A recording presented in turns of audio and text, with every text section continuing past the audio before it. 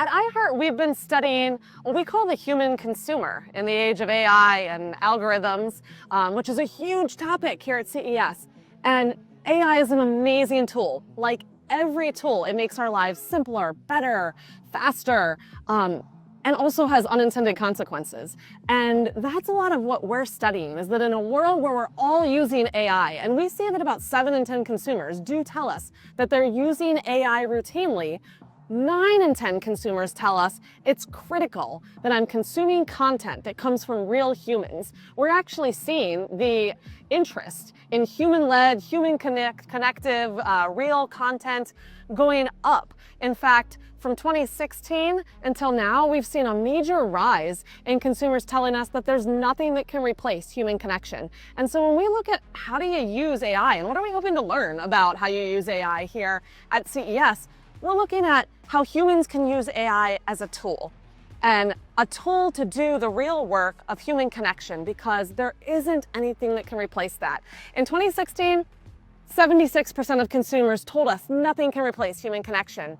Today, we're seeing 92% of consumers agree with that statement. Consumers are craving and yearning for that real connection with other humans. They want to know that the content that they are consuming is real, that it comes from a human.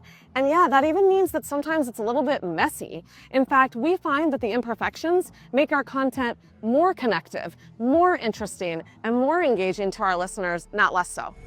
Brands are going to be able to use AI in many ways, including optimizing their marketing plans, but it's critical that we look for the human touch points. Where along the consumer journey does the consumer need a recommendation from a fellow human, need to cut through the clutter of a million AI sounds and voices to a real human voice telling you about a new product, driving awareness, making recommendations. And so looking to enhance all of the hard work that we're doing with AI with a couple of key human touch points is going to become critical moving forward, because consumers are going to absolutely make decisions based off of what they're fed from AI, what they're fed from algorithms, but they are increasingly ensuring that there are human touch points, that they're hearing those human voices and incorporating that into their decision-making process.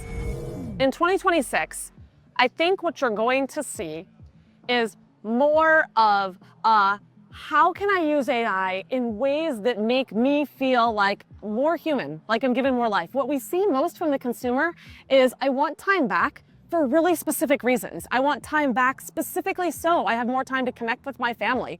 Our consumers feel that they've spent the last decade, maybe 15 years, sometimes living on a hamster wheel where we are inundated with information and decisions that need to be made. And any tool that they're incorporating into their lives is being done for a very specific reason. It's so they have more time for the stuff that matters. And even brands that can tell them, we're helping you make time for the things that matter, it's critical. We actually looked at AI use among parents, and we saw that the #1 reason that parents reported incorporating AI into their daily lives and their daily decision was to spend more time with their kids, to spend more time with their families, to make that easier. On the brand side, a big prediction for 2026 is that we're going to move from what can AI do? What can technology do for us? What is it capable of? What is the whole litany of things that we could achieve, to what should it do? How do we use it responsibly? How do we use it in ways that not only serve ourselves and our company, but our consumers and their needs and their desires to be connected with a community, to have shared experiences? And so I think a lot of the focus moving forward will not just be on how can we use AI, but how should we use AI? What does being a responsible steward of this incredible technology look like?